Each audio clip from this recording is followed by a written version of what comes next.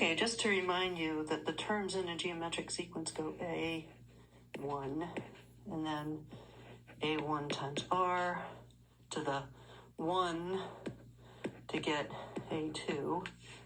So once again, we're off by 1 in our counting.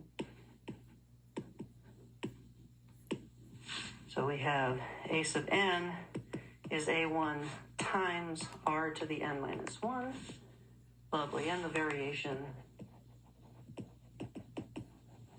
A sub n is A sub k times R to the n minus k. So it's very much like arithmetic, except with multiplication instead of adding n minus 1 d's.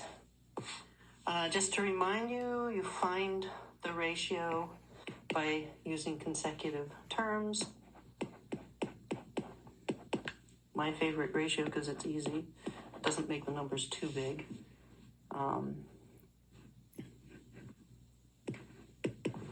Again, until you've gotten used to it a lot, I suggest writing the formula down with letters first. 16 is A1. Calculator says this comes out to 81. Okay. A sub 3 over A sub 2.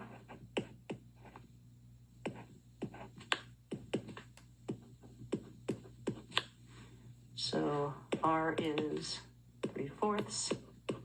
So notice we could also get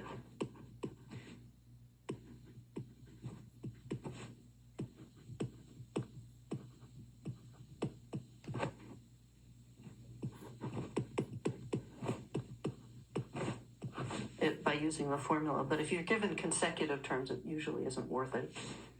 Okay, so A1 is A2 times R to the 1 minus 2.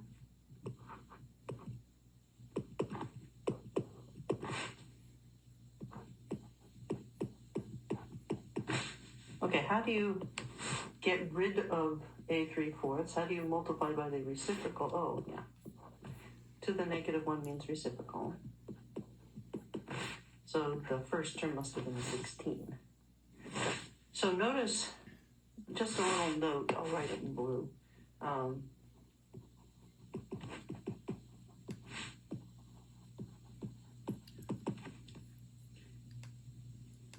We have blank 12, 9, and R is 9 over 12, which is 3/4. And we divide by 3/4 to get back to the first term.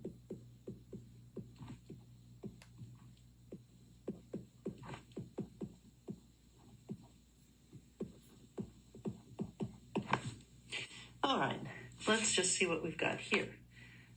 In this case, we have A3, so A sub n is A sub 3 times R to the n minus 3.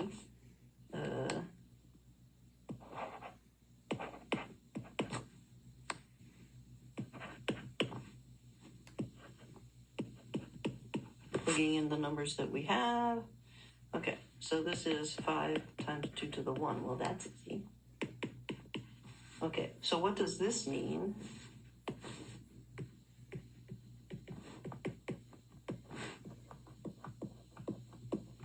So if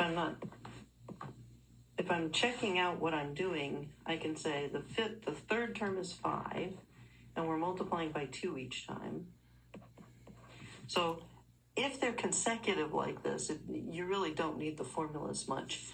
And for geometric series, we usually don't go very far because the numbers get really large or really stupidly small, or ratios of nasty fractions quickly. So we don't spend as much time trying to go like, what's the 57th term or something. So notice that once again, just like with arithmetic series, you're doing something twice here.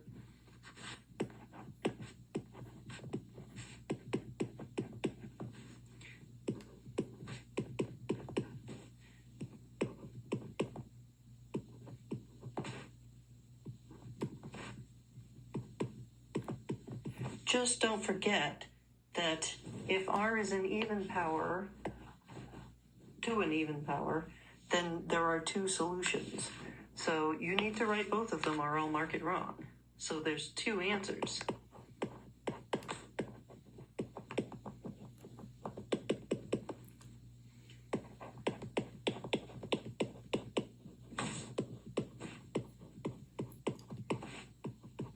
Multiplying by 4 each time. And another thing to notice, I'm going to say that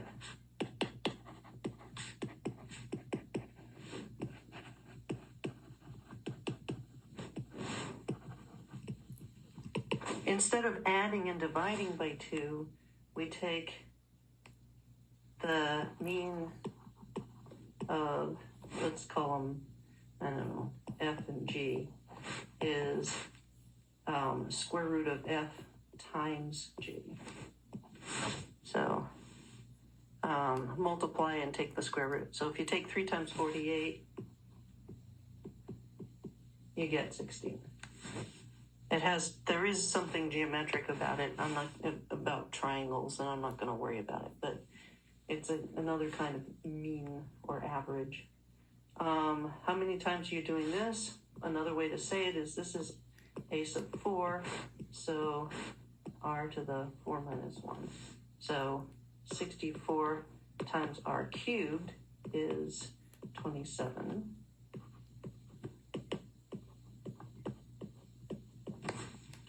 Okay. 27 over 64, let's see, 27 is 3 cubed, and 64 is 2 cubed. 4 cubed. 2 to the 6th. So r is 3/4. So we'll do 64 and then times 3/4, and then times 3/4, and then times 3/4. Notice since it's r cubed,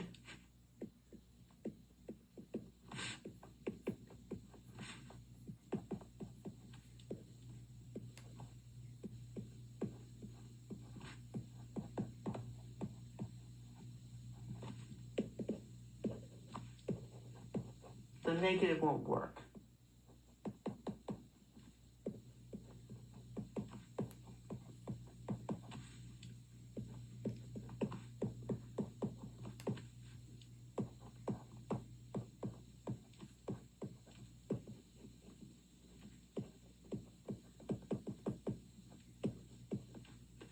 Okay, so it's only for even exponents that you have the plus or minus business.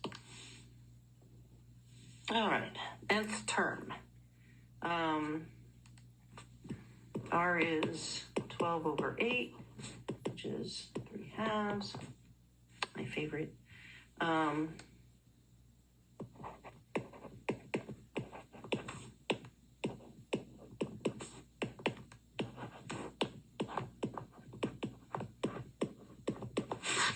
Okay, so a little note.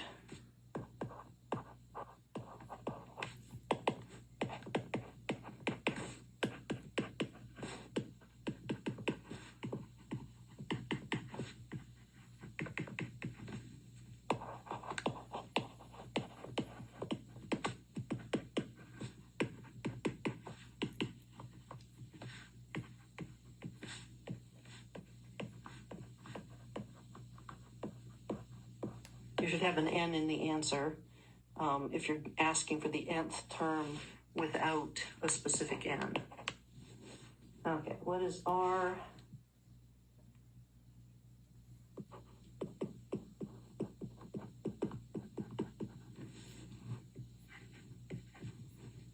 This one's straightforward.